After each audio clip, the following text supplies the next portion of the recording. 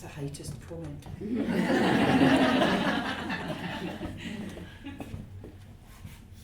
You are crazy. Yeah. I didn't say that. Obviously, that's not what I meant. These are the kind of things people say to you when they're trying to gaslight you. In a recent book, just published last year, on gaslighting, there's a list of different things people might say. Don't be so sensitive. It doesn't mean anything. That never happened. It didn't happen like that.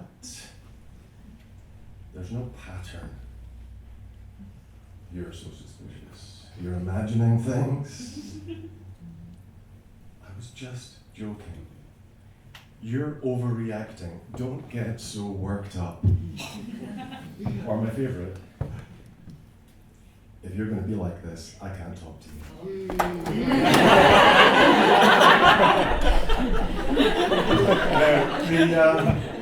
I imagine a fair number of you know the origins of the term. So in 1938, Patrick Hamilton wrote a play called Gaslight. It had a short Broadway production, actually under the name of Angel Street.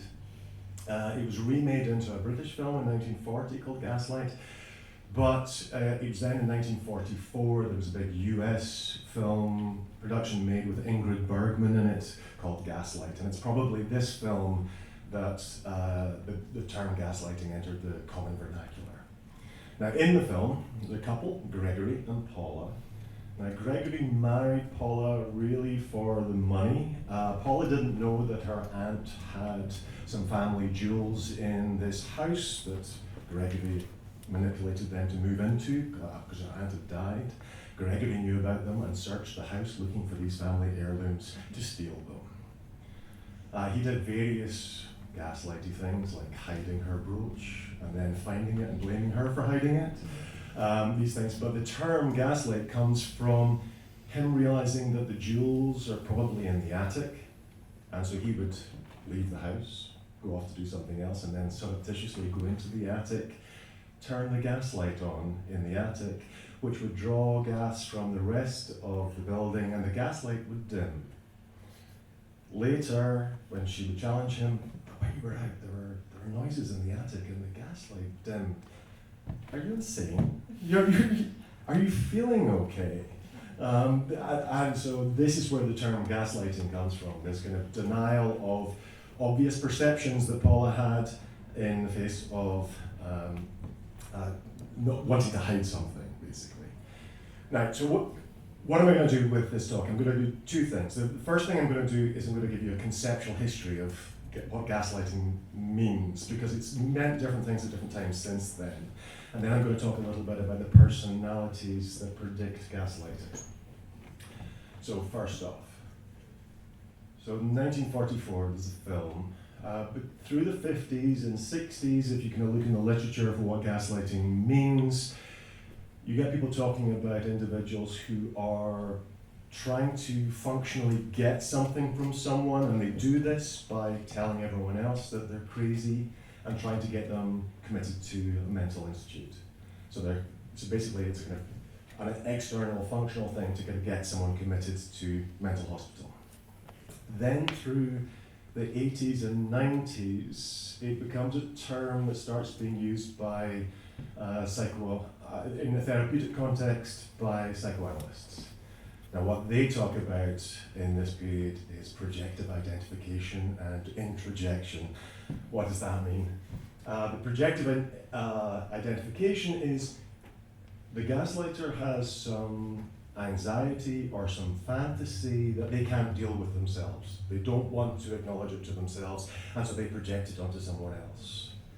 And this other person, because of the trusting relationship or the power relationship, they introject this, and so they start to believe it.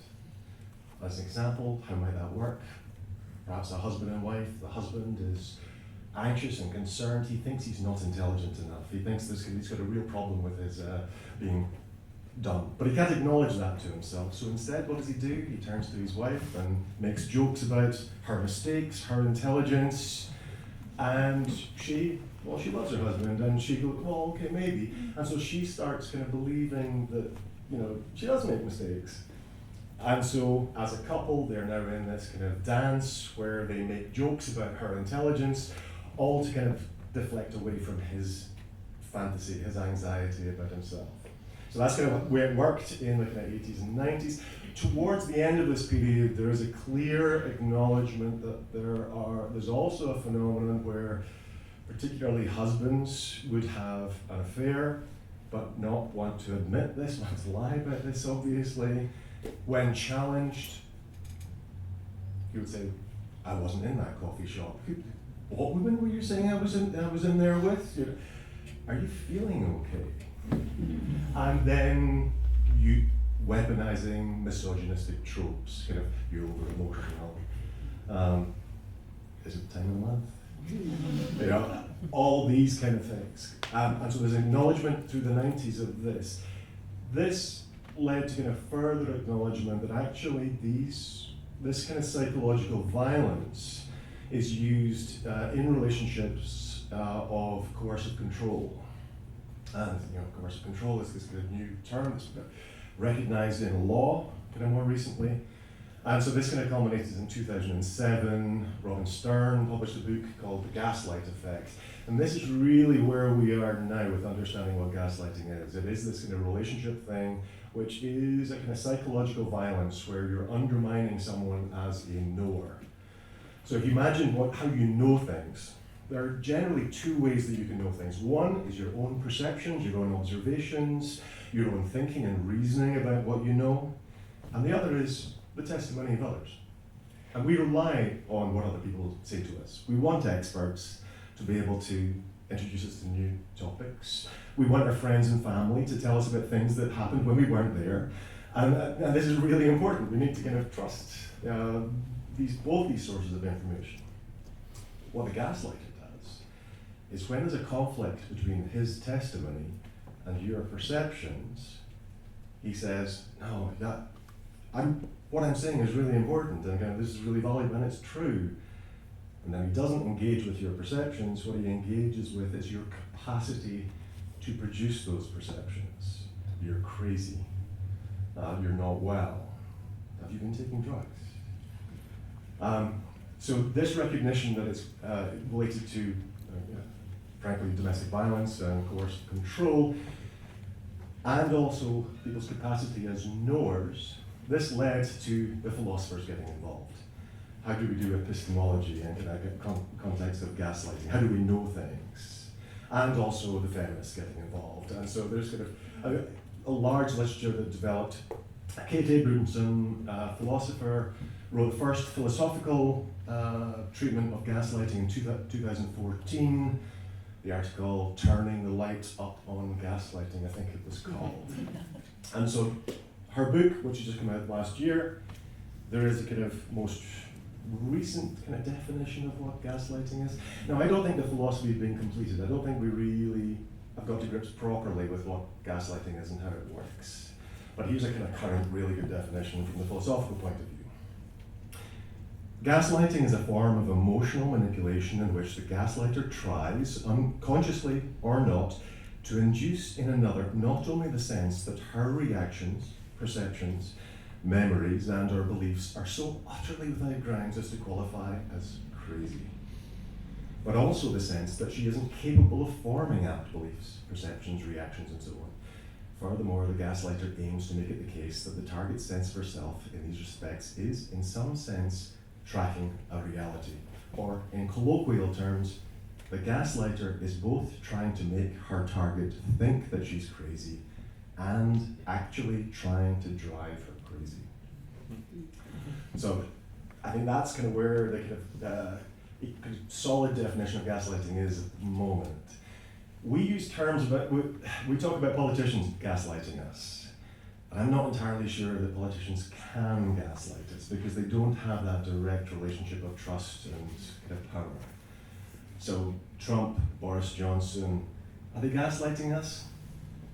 I made the prediction that they gaslight people that they're in relationships with, But to us, I think they're just shamelessly lying. That's not quite the same thing.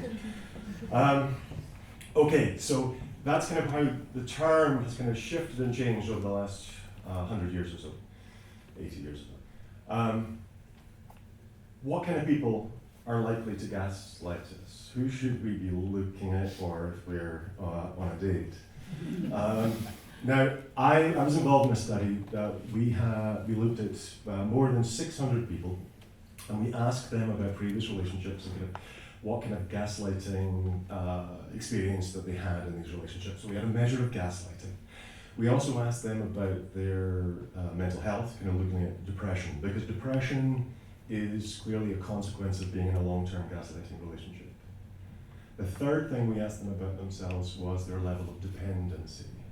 Now, level of dependency is kind of how much you are looking for someone else to fix your problems for you. And, you go into a relationship, how much are you looking for your partner to solve your problems? So people vary in that amount. And we ask that because it could be that because of prior experience, you're actually looking to get someone to gaslight you in some sense. And so we wanted to control for that because we were looking at the manipulative characteristics of the partner to see whether this predicted these outcomes. What were our measures of the partner? 3 characteristics: manipulative personalities, psychopathy, Machiavellianism, and narcissism. Did these predict gaslighting? Unequivocally, yes. Particularly psychopathy. Psychopathy, which is characterized as impulsiveness, lack of empathy, a certain amount of sadism, and enjoying power over other people. This clearly predicted the gaslighting behavior, and this indirectly predicted the depression outcomes when controlling for dependency. So it wasn't the victim's responsibility for choosing them, it was their behavior. Similarly, narcissism also predicted the gaslighting behavior, but interestingly, narcissism splits into generally two kinds of narcissism. You've got grandiose narcissism and vulnerable narcissism, sometimes called covert narcissism. Now, grandiose narcissism, this is just the one you'd be familiar with. I'm wonderful. Yeah. Now, if I'm wonderful, I don't need to gaslight you. And sure enough, grandiose narcissism doesn't predict the gaslighting behavior. The covert narcissism does. Covert narcissism is, as you would imagine, they still have a grandiose sense of self-entitlement, still think I am ever so special, but I might be an ever so special victim. And what the covert narcissists cannot bear is criticism. If you criticize them, then they need to kind of come back and say, how dare you criticize me, I'm going to need to destroy you now. So that predicts the gaslighting behavior. So in terms of dating, 2 things to look out for: cruelty. Now, if you witness someone being cruel to someone else, it could be funny. Comedians are excellent at doing that. But if they're doing this in their personal life and it's funny for them, they will be cruel to you. You might not see it yet, but do not believe that they are going to love you because you're in a relationship and be cruel to other people. No, they will be cruel to you. You're just waiting for it. Similarly, with the narcissists, if you offer some mild criticism and you notice they can't take it, that's a red flag as well. Machiavellianism, this does predict the gaslighting behavior. Now, what is Machiavellianism? Machiavellian is kind of less impulsive, more goal-oriented for a longer term, but will kind of structure, kind of social engineer things, kind of manipulate things for their own aims. They might be certain amount of lacking of empathy there. When I've kind of spoken about Machiavellianism to other people, they've kind of suggested it's not just intelligence. And I think there's not some obvious red flags that I can think of with regard to Machiavellianism, but if you score fairly highly on the dependency frequency score, you should watch out for these because that sort of matches. You've got an individual looking for someone to solve all the problems, and the Machiavellian will solve your problems for you. So it's going to be these kind of structures here. Right, overall, these manipulative personality characteristics do predict the gaslighting behavior. Depression is an outcome from that. Looking at the literature, to some extent, seeing that the depression acts as an outcome from that is, to some extent, that's a positive moment in the kind of gaslighting dyad. Because once you're experiencing depression, your body, your mind are telling you, this isn't working, this is a problem. This is the point where you realize, I need to get out of this. So actually, that outcome is somewhat a positive outcome, because otherwise you're going to stay in this psychologically abusive relationship for a long time. Okay, so what do we have? Gaslighting has changed over the period. I think gaslighting is kind of as a term that's best used within this kind of context when we're looking at manipulative characteristics in direct relationships. One of the reasons for that is, in order to be gaslighted, there needs to be a trusting relationship. Gaslighting is kind of weaponized trust. We have to trust other people. And trusting other people is incredibly valuable to us. If we don't trust other people, we lose out on pretty much all relationships. We become cynical, and we don't distinguish between the good people and the bad people. You need to trust to find the good people. But you also need to pay attention. There are these personality characteristics. We can see the manipulative people if we just pay attention for them. I guess the provocative idea in amongst all of this is that politicians aren't gaslighting us. Shock horror. I guess questions? Yeah, well, thank you, Michael. Go!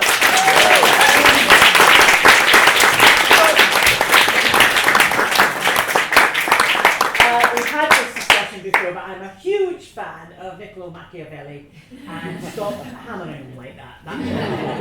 I think he's much misunderstood as far as I'm concerned. But if anyone's got a question or a comment, right, straight there. Hi. Thank you, that was honestly so interesting. I've never heard anything on gaslighting in that kind of detail before.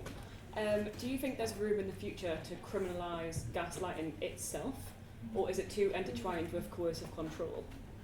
I mean, it is.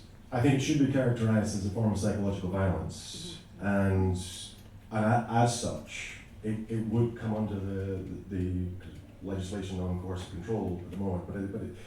But it's probably more difficult to prove than something like controlling someone's economic bank accounts. If someone's controlling someone's bank accounts, it's like you've got evidence there you can do. Sure. Whereas when it comes to something like gaslighting, it gets very murky very quickly. He said, she said, and what are you going to do?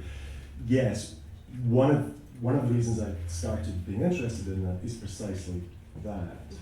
If we got a much stronger empirical base as to what is actually happening and how it works, then we could perhaps pursue things in court, because we could say, look, this is stereotype structure. That this is what's happening and these are the consequences, and we can see this. At which point, the evidence base could be used to advise juries. Now, this is what you're looking for. Is it there? Yeah. But at the moment, I don't think so. There isn't enough evidence. Yeah. Wouldn't it depend on the victim realising they've been gaslit and keeping records? Yes, well, that's actually something that people start to do. But because the experience of being gaslighted, it's not being completely duped. If you're completely duped, you just believe what the person is saying. You've just been lied to and you believe it. If you're gaslit, it means that you know something for a fact, but keep pushing it away because you want to believe the testimony of the gaslighter. Right. So you don't lose the knowledge that there's something wrong. It's precisely this tension between, I know this, but I trust him. And it's this tension that causes the crazy. So yes, people don't know they're being gaslit in the moment, but they know that tension, Yeah. And so what people in longer relationships, what they start to do is they start to record conversations, they start to take notes. You know, this is actually the experience of a gaslighting victim. You start taking notes.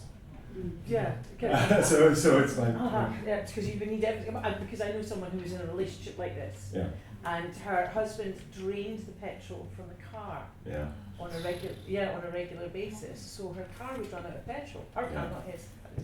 And so that she. And what an idiot she was for not filling it up. Done it again, Angela. Yeah. That's not a real name.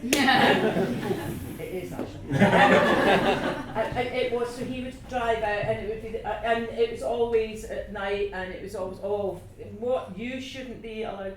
And eventually she gave up her car. Because she began to believe that there was something wrong with her, and then it was only bit by bit that she began to.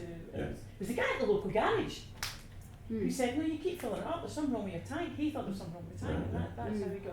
Oh, he was doing lots of other things, but it was the car thing's always stuck in my. But it took about a year for her to go. No, wait a minute. Like actually, it took longer. I mean, after she'd given her car up and everything like that. But the other thing is that I always found about gaslighters is that they are terribly charming to other people. Yeah. Yeah, so we all thought he was lovely. Is that a Right, trait of theirs? no, but particularly the narcissists, psychopaths maybe less so, but particularly narcissists, they're going to present very well to other people because that's like the first form in the kind of the 40s and 50s. You want to convince others that she's crazy.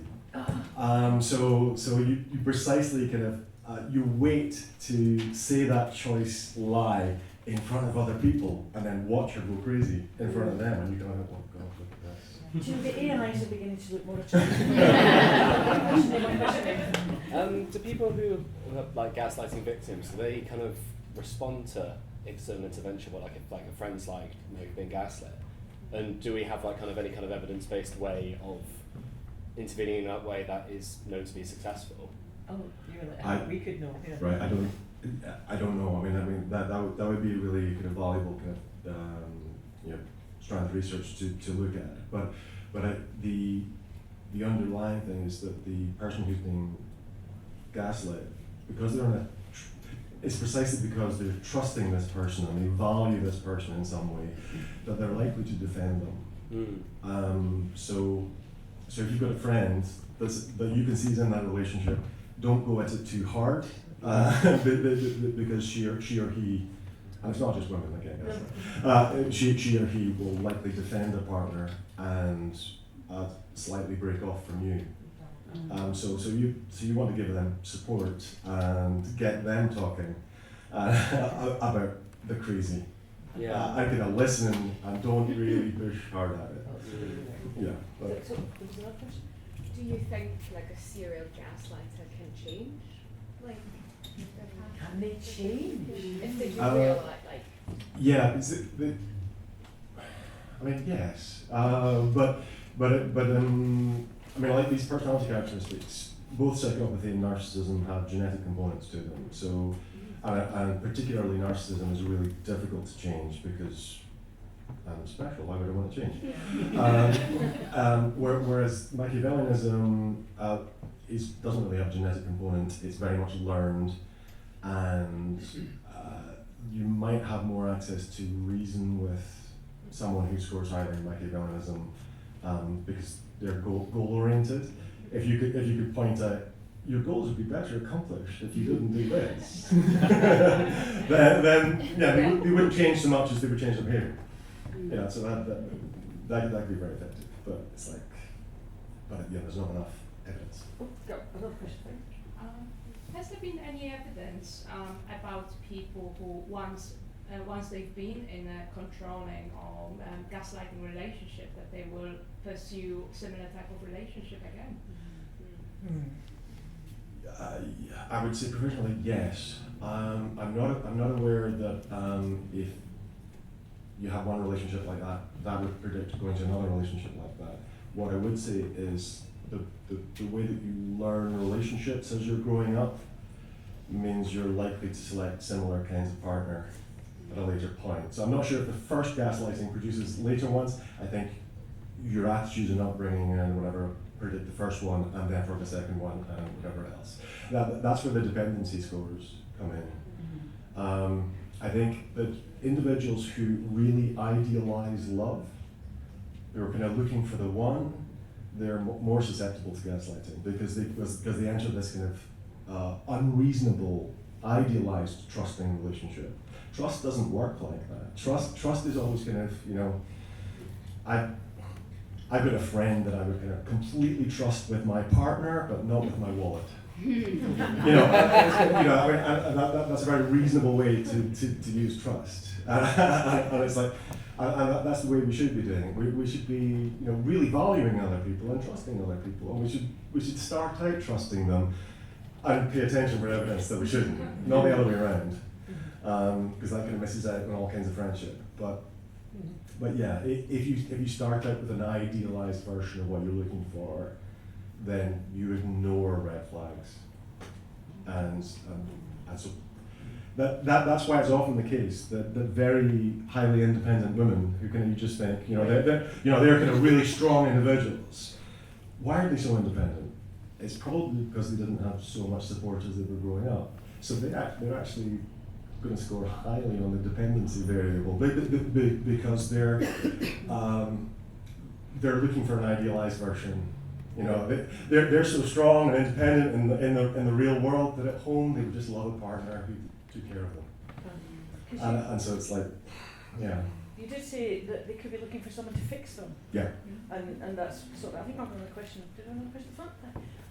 Two kind of questions really. I think like covert narcissists and Machiavellians, I'm guessing they're potentially challenging to spot. What's a way that someone can make themselves less interesting to those kinds? Because I imagine that certain kinds of people, so how can you make yourself less interesting? And also, in an extreme case of gaslighting, I think, there was a chap who pretended to be undercover CID, whatever, and he manipulated a whole group of people over a decade, and their families, and the police, into doing all sorts of things and living in all kinds of ways so he could drain their account.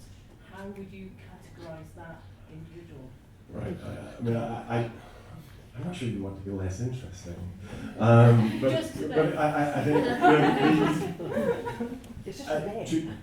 to some extent, I think if you are, I mean, the narcissist can look incredibly attractive because they're very good at making themselves very attractive in the short term. You know, it's perfect. They're going to love bomb you, and just everything is great. So really charming, really well presented. You know, that's actually a red flag. They're too interested. No. If they're too charming. All right, never been in my life. So someone with a bit of flaws, maybe a little bit grumpy, not all the time, but yeah. Are you saying that boring is very underestimated? Yeah, no. Boring is great. I speak as the wife of a Yorkshireman. I think what I would say more than that is kindness is very underestimated. Sure. And it's like you avoid cruelty, you avoid the kind of you avoid cruelty, you avoid overly charming, and you avoid people that can't take criticism, even mild criticism, and you look for kindness. Then, if you're the certain kind of person, that might seem boring. I wish we talked more about this, but we're right up against the time. We could be here all afternoon discussing this. It's so fascinating. Okay. But a huge round of applause.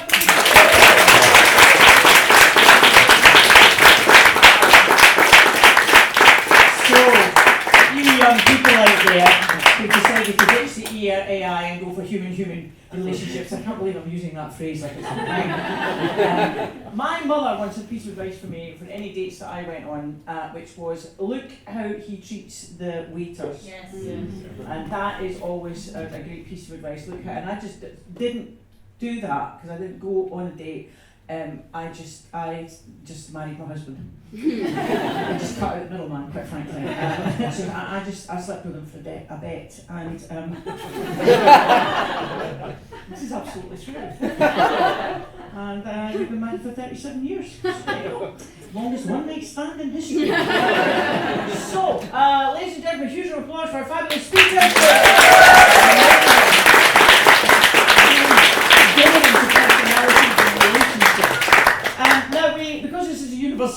intrusive. We have high-tech evaluation on this piece of scruffy paper.